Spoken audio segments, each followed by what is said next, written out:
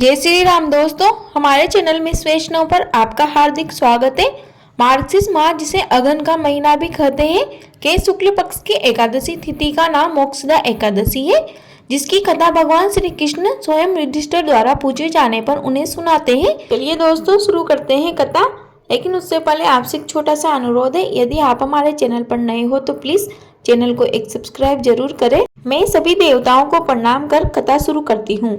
युधिष्ठिर जी भगवान श्री कृष्ण जी से बोले, हे केशव, आप मुझे 24 एकादशियों के नाम व व्रत विधि बताइए और यह भी बताइए कि एकादशी व्रत में किस देवता का पूजन करना चाहिए।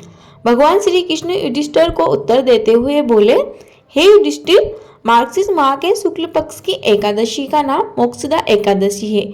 जैसा इसका नाम है वैसा ही इसका गुण भी है, यानी इस एकादशी का व्रत मोक्ष देने वाला है। 12 महीनों में मैं मार्गशीर्ष को सबसे उत्तम महीना मानता हूँ। भगवान श्री कृष्ण जी आगे कहते हैं कि मैं गीता में तुम्हारे भाई अर्जुन से कह चुका हूँ कि कृष्ण पक्ष की एकादशी व्रत करने से प्रेम उत्पन्न होता है व शुक्ल पक्ष की एकादशी व्रत करने से मोक्ष की प्राप्ति होती है। इस एकादशी व्रत में दामोदर भगवान का पूजन करना चाहिए।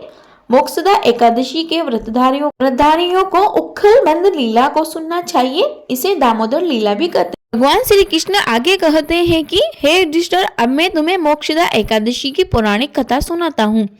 प्राचीन समय की बात है। गोकुल नगर में वेदखानस नाम का एक राजा था। वह भगवान का भक्त था, वह बड़ा धर्मात्मा था। एक दिन रात में उसने अपने स्वप्न में अपने पूज्य पिताजी को नरक भोगते हुए देखा। वह बड़ा चिंतित हो गया। उसने प्रातःकाल होते ही ज्योतिषी वेदपाठी ब्राह्मणों को बुलाया। राजा ने उनको स्वप्न की सारी बात बताई। वह पूछने लगा कि मेरे पिताजी का उद्धार कैसे होगा। ब्राह्मण बोले, यहाँ पास में ही एक पर्वत है, वहाँ ऋषि का आश्रम है। उन ऋषि के शरणागत से आपके पिताजी शीघ्र ही स्वर्ग को चले जाएंगे।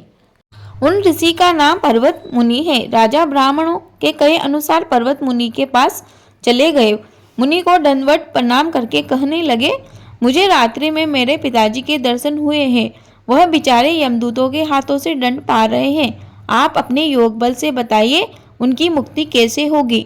मुनि ने विचार कर कहा, धर्म कर्म सब देर से फल देने वाले हैं, शीघ्र फल देने वाले तो केवल भगवान शंकर जी हैं, परंतु उन्हें प्रसन्न करना अत्यंत कठिन कार्य है। बहुत समय लग जाएगा और तुम्हारे पिताजी को इतने समय तक अत्यंत कष्ट भोगने पड़ेंगे। इस कारण मैं तुम्हें सबसे सुगम व शीघ्र फलदाता एकादशी व्रत बताता हूँ। ध्यान से सुनो। मार्गशीर्ष माह के शुक्ल पक्ष की एकादशी का नाम मोक्षदा एकादशी है। तुम इस मोक्षदा एकादशी का व्रत विधि विधान से सपरिवार करो और संकल्प करके इसका फल अपने पिताजी को प्रदान करो, जिसके प्रभाव से तुम्हारे पिताजी शीघ्र ही मुक्त हो जाएंगे और मोक्ष को प्राप्त होंगे।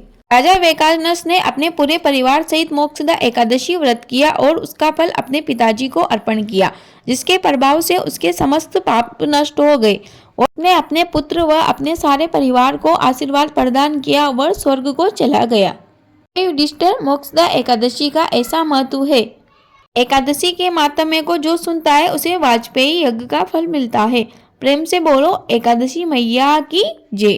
कृष्ण दामोदर भगवान की जय। दोस्तों, यह कथा यही समाप्त होती है। अधूरी रही हो तो पूरी कर जो, पूरी हो गई हो तो मान कर जो। इस वर्ष यानी 2023 में मोक्षदा एकादशी तिथि को लेकर बहुत कंफ्यूजन है, क्योंकि इस बार एकादशी तिथि 2 दिन तक पड़ने वाली है। दोनों ही दिन व्रत किया जाएगा।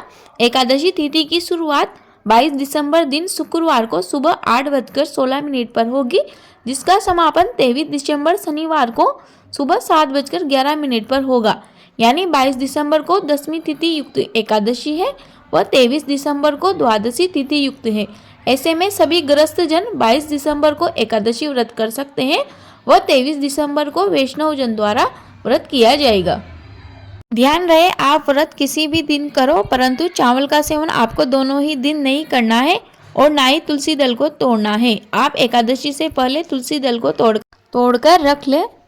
12 महीने की संपूर्ण 24 एकादशी तिथियां भगवान विष्णु को समर्पित होती है, परंतु इस दिन भगवान दामोदर का पूजन किया जाता है। वह भगवान दामोदर भी विष्णु भगवान के अवतार श्री कृष्ण जी का बाल रूप है। भगवान श्री कृष्ण जब 2 वर्ष के थे तो वह माखन चोरी किया करते थे, जिसके कारण माता यशोदा जी उन्हें रस्सी से बांध देती है और उसी रूप को दामोदर रूप कहा जाता है। मुझे उम्मीद है आपको वीडियो अवश्य उपयोगी लगी होगी। प्लीज वीडियो को लाइक करें, कमेंट बॉक्स में जय श्री राम अवश्य लिखें। आपका दिन शुभ हो। धन्यवाद।